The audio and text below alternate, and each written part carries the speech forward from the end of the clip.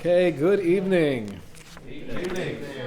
We're reporting live here from Waco, Texas, in our compound that we moved to after last week's discussion.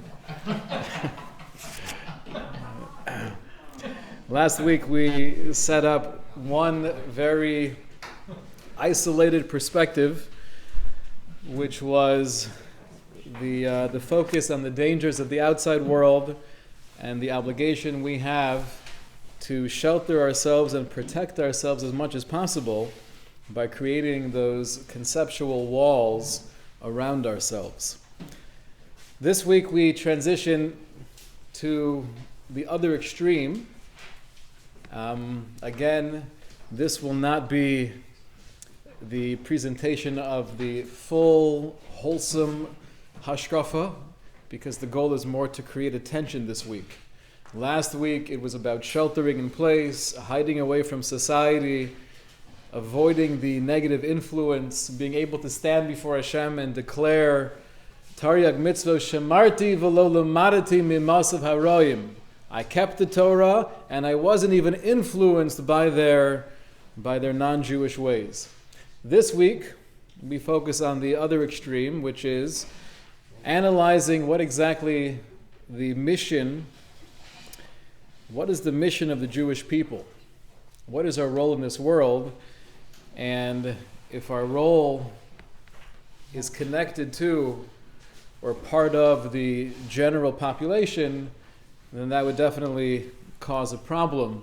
How do we remain separate, or should we remain separate, if we have an obligation to be out there representing HaKadosh Baruch Hu? So this is entitled A Light Onto the Nations, which comes from a pasuk in Yeshaya. We'll explore it together momentarily. But as a starting point, if somebody was to ask you to give a concise, user-friendly definition of Kiddush Hashem, what would you say?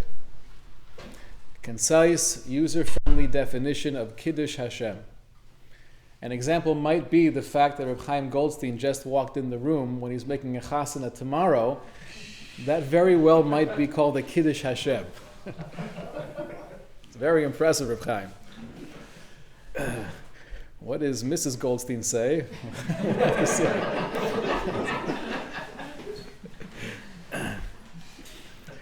Anybody, what's a good definition? Kiddush Hashem. Sanctifying God's name. Thank you, Chaim. Sanctifying God's name. What is that? What's the point of Kiddush Hashem? Why do we want? Why are we always told, make a Kiddush Hashem? Avoid a Chilul Hashem. Why do we want that? So I think many of us would assume a Kiddush Hashem is about making the Jewish people look good.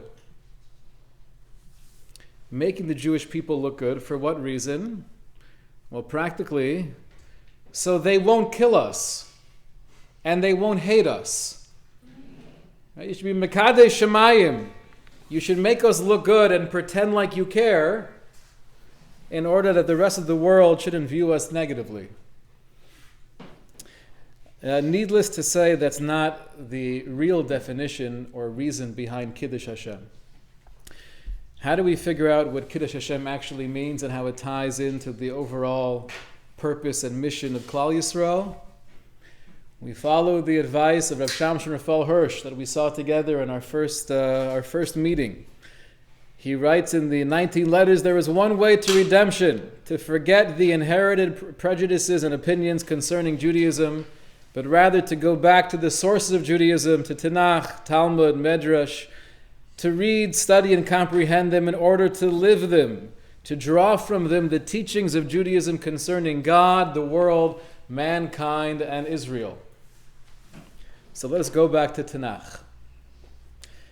The often quoted pasuk in Yeshaya, even before Yeshaya, let's go back to Chumash. Right before receiving the Torah, we're told, Vayisim li segula mikol ha'amim, that you will be to me, says Hashem, a precious nation amongst all the other nations of the world. So reading that pasuk literally is the implication climbing into Hashem's mind, so to speak, all the other nations of the world are worthless, but you, Klal Yisrael, you're going to be special. Is that the intent of the pasuk? So that wouldn't make sense, because if Hashem is praising, HaKadosh Baruch Hu is being mishabeach the Jewish people by telling us, you are more special than all of the other nations. If the other nations are viewed as garbage in Hashem's eyes, that wouldn't be much of a compliment.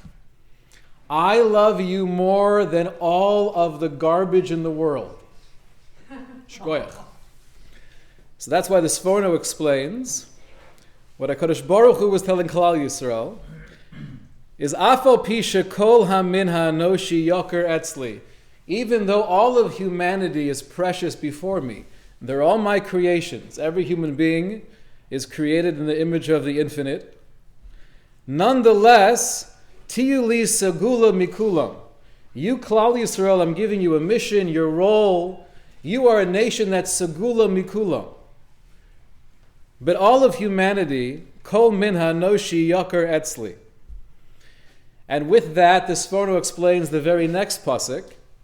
And here we have the description of Klal Yisrael. V'atem tiyu li mamleches kohanim v'goy kadosh. You will be to me. Mamleches kohanim is a kingdom of priests, v'goy kadosh, and a holy nation.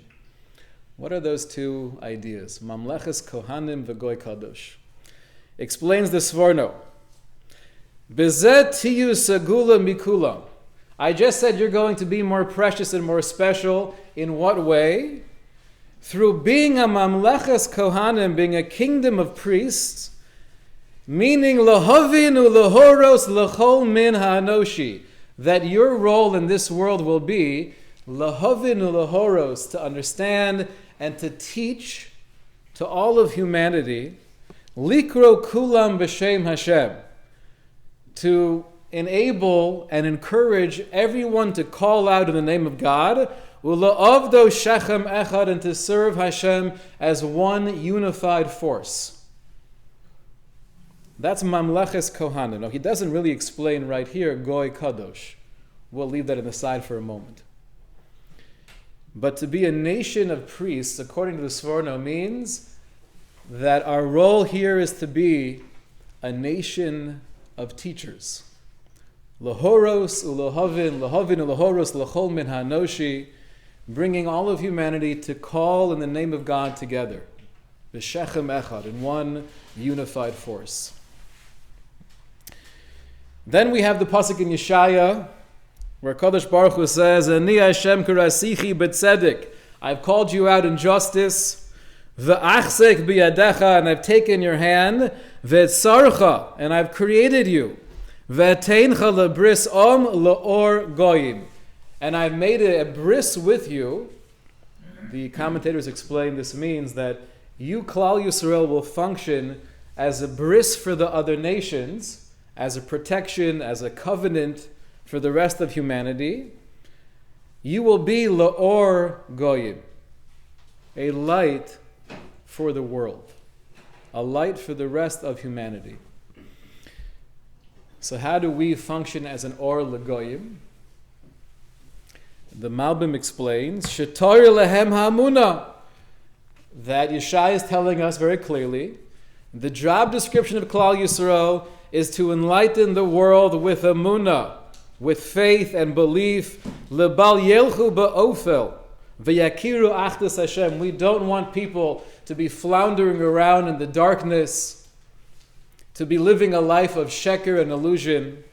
We want to bring light into the darkness, sharing the concepts of Amunah and Bitachon and the Achdus, the unity and the control of Hashem. We want to share that with the world. And the Metzudas David explains along the same theme. Or Lagoyim is Lahoyer Eine Hagoyim Kulam. We want to enlighten all of the nations. Shehashem Hu Elokim.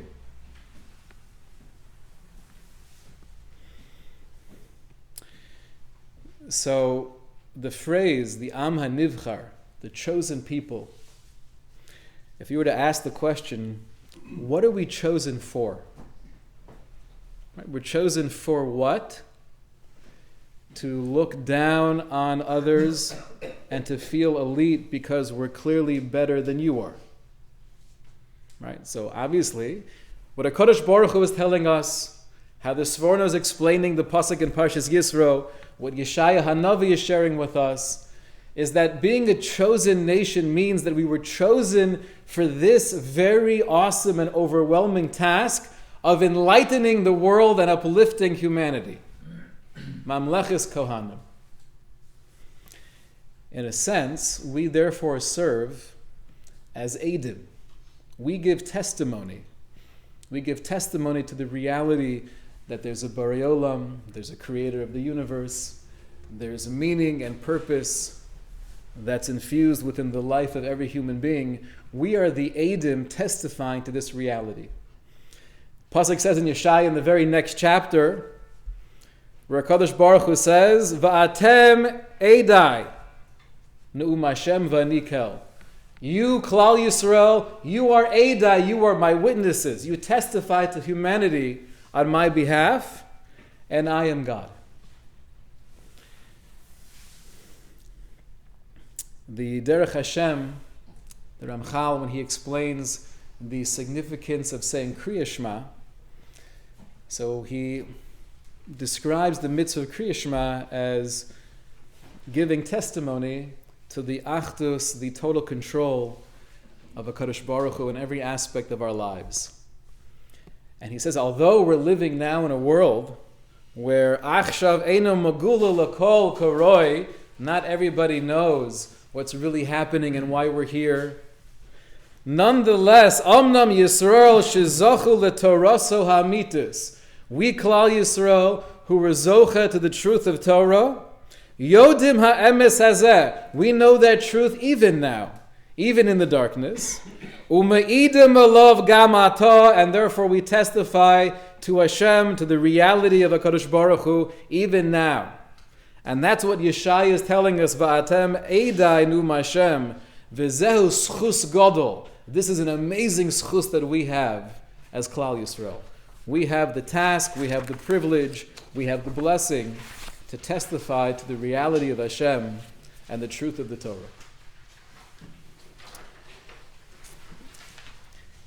What does this mean practically? Is there one of the Taryag mitzvos that we actually do this? That we're instructed to go out into the world and influence and inspire humanity to come closer to God. So if you look in the Rambam and the Sefer HaMitzvos, Mitzvah 3 and Mitzvah 9 both speak about this idea. Mitzvah 3 is the mitzvah of Avas Hashem, cultivating and developing within ourselves a real feeling of love for HaKadosh Baruch Hu. Included in this mitzvah, writes the Rambam, is that Sheniye Korim Libnei Ha'adam Kulam La'avodasu Yis'alu Lahamin Bo. That we have the obligation to go out and call Libnei Ha'adam Kulam, not just to our fellow Jews, but to the entire world, to try to create that emunah and have them see the truth of Hashem as well. How is this included in the mitzvah of loving Hashem? So the Rambam explains, if you really love somebody and you cherish what they do and you have such a deep appreciation of who they are, and I have a care and concern for other people as well, and I want others to benefit from chachma and truth and chesed, so then I would love to introduce you to this wonderful human being. Right? We find this often if we have a close relationship to a gadol b'Torah, someone who just seems to be in a different sphere of reality, and we've gained so much from that person. I want to bring my family to get a bracha from you. I want to bring my students to see you and to ask questions, because I cherish you, I respect you, I appreciate you, and therefore I want to bring others in as well. So explains the Rambam, if we really love HaKadosh Baruch Hu, then of course we want to bring as many people as possible tachas kanfe shchina. We want to expose them to that truth and that ultimate love of Hashem. So it's included in the mitzvah of loving Hashem, and, writes the Rambam in mitzvah 9 of the positive mitzvahs, it's also included in the mitzvah of lekadesh es Hashem, to sanctify Hashem's name. How do we sanctify God's name? And there are many ways of doing this, but the way the Rambam defines this mitzvah, he says, "Anachnu mitzuvim lefarseim ha'amuna hazos ha'amitis ba'olam." We are obligated to publicize our faith throughout the world. V'shelo nefached behezek shum mazik, and don't be afraid to do so. People might not appreciate you. People might think you're silly. What did they think about Avraham Avinu when he was the lone man in the pagan world?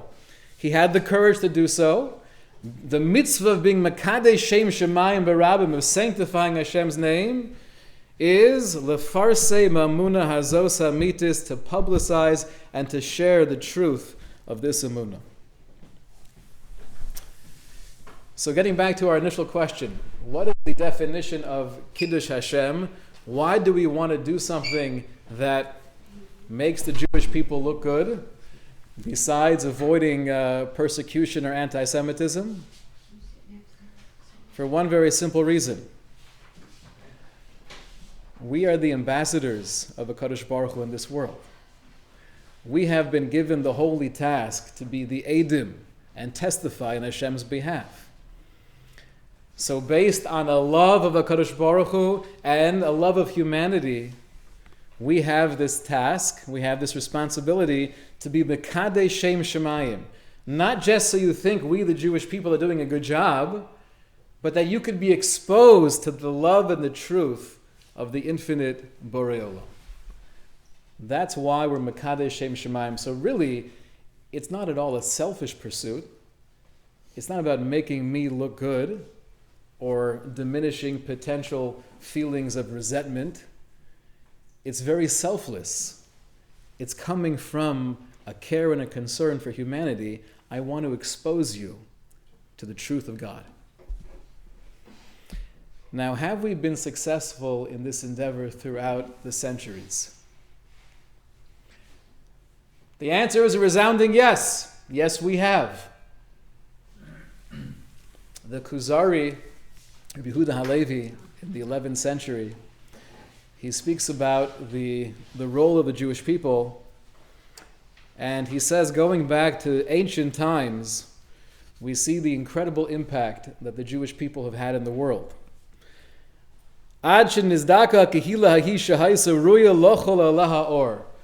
There was this stage of development in humanity where there was tohu vavohu, there was paganism and sheker and superstition.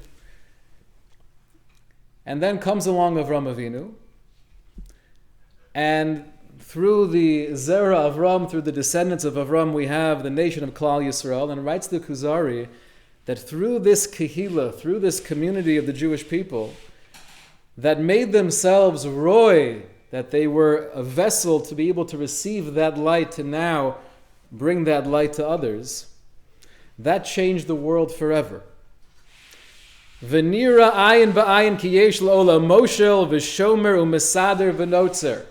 And through the hanhaga, the behavior, and the daily commitment of the Jewish people, they were able to share with the world that in contrast to whatever they might have believed beforehand, there is one limitless creator, there's purpose, there's a mission for humanity. They shared this with the world. V'haisa siba lahasharas halavavos, and it was through the Jewish people that the whole notion of morality began to flourish. V'chol mi sheba achareihem, and anyone who came after, meaning any other religions to follow, lo yuchol lotzeis miyasodehem, they were never able to deviate or separate from the foundations that were laid by the Jewish people, to the point where, whatever the religion may be, it's viewed as an offshoot or a deviation from the initial Klal Yisrael. where they would agree wholeheartedly to HaKadosh Baruch Hu, the creation of the world. The Jewish people were given a particular task.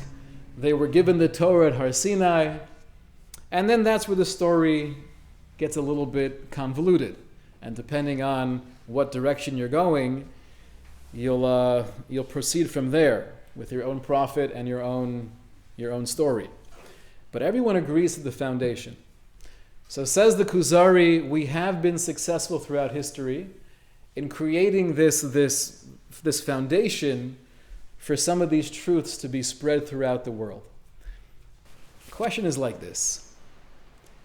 If we really believe this to be true, that we're here to be an Or L'Goyim, and we're the Eidim, we're testifying to Hashem, it doesn't seem like we actually do that. Right? That would explain, I guess, why it's so common for Jews to go out and try to convert non-Jews. It's not that common. And we know the Gemara tells us this is not what we believe in. When a non-Jew expresses a real desire to convert, we know the halacha is we try to discourage them. Why would you discourage someone from converting to becoming part of the Am HaNivchar? Why would you do that? So one reason that's given is there's always a concern that if you're not really bought in and the commitment's not there, so then if you have too many people who are culturally becoming Jewish but spiritually still very disconnected, that could have a negative impact on the entirety of Klal Yisrael. But there's another reason as well. There's another reason why we generally try to discourage people from converting. Rav Shlomo Zalman Auerbach writes, it's because we care about the individual who right now, at least in this moment, is inspired. We're concerned that if we let him or her convert and they become fully Jewish, in the words of the Ramchal, they attach themselves to that Elon Shel Avram Avinu, the tree of Avram. Let's say that inspiration diminishes a few years from now. Once you're in, right, it's kind of like Hotel California. You can never leave. So you're stuck here forever. So because we're concerned, writes from Shlomo Zalman Auerbach, for lifnei ivor lo sitein michshol, we don't want to help you or allow you to create a situation where you could be stumbling in the future. That's why we discourage people from converting. So we definitely don't promote it, we don't look for conversion, but the question is, why not? How do we understand last week's discussion in light of, no pun intended, in light of these basic sources? How do we be a light? How are we a light onto the world if that light is concealed and hidden away amongst layers and layers of conceptual mechitzos? So I want to read with you, this is again Rav Shamshon Raphael Hirsch from the 19 letters. And he presents this dichotomy beautifully. Page 3, Rav Hirsch writes as follows. The God who in love calls upon all humanity to serve him, and who, through the unfolding development of history, educates it towards that goal, meaning the goal of humanity serving Hashem, there needed to be a people to constitute the cornerstone on which humanity could be reconstructed. Recognition of God and of man's calling found a refuge in this nation and would be taught to all through its fate and its way of life. For the sake of this mission, however, Klal Yisrael could not join in the doings of the rest of the nations, in order not to sink down with them towards the worship of material possessions and pleasure. It has to remain separate until the day on which all of mankind will absorb the lessons of its experiences. So Rav Hirsch is saying, it's not a dichotomy. It's not a contradiction that on one hand, we have everything telling us we need to be sheltered and protected and insular, and on the other hand, we have this awesome, overwhelming task of going out and teaching the world. But Rav Hirsch is saying the only way to properly uplift humanity is by maintaining distance. The only way to actually serve that role as an Or L'Goyim is by being very careful and very committed to keeping our unique place and not assimilating in with the rest of humanity. And this is where that second phrase comes in. Mamleches Kohanim explains this forno means we're a nation of teachers. What is Goy Kadosh? Explains Rav Hirsch. Goy Kadosh, a holy nation. Kedusha, we know, has the connotation of being set apart. Right? Somewhat disconnected from.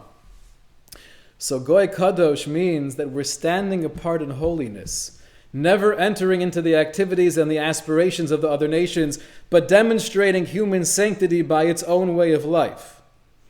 This people, meaning Klal Yisrael, was to enter history as a nation in the midst of other nations, but somehow remain a Goy Kadosh, somehow remain isolated, in order not that we don't want to touch you, don't want to talk to you, you're icky, you're Goyim. To the contrary. Because we understand and we cherish the role that we have to uplift humanity, there needs to be that separation to maintain and to keep that special Am HaNivcher alive and vibrant. This people had to remain separate from the nations, lest it learn from them to consider many of the blessings and end unto themselves. And then he concludes in such a beautiful, powerful image. How glorious a sight this people offers when it attains its goal. Right? Imagine being able to stand back with a sense of pride, looking at the entire Am Yisrael, really living this, really absorbing the responsibility of uplifting humanity through our interactions, through our honesty, through our love and respect for others, thereby having this wave of inspiration that penetrates the hearts of all mankind. Can you picture that, says Rav Hirsch? What a beautiful image. Now, unfortunately, although, like the Kuzari says, we have accomplished a lot throughout the years, and we've been successful in drastically changing the world, we all know too well that we have a lot more we need to accomplish in the realm of being Mekadesh Shem Shemayim. We say in the Yontif Tefillah, V'yismechu v'cha Yisrael Mekadshei Shemecha, that we rejoice in you, Hashem. We, Klal Yisrael, we're described as Mekadshei Shemecha. This is who we are. This is what we do. We sanctify your name. It's not a side job. It's not a hobby. This is the taich. This is the definition of Klal Yisrael.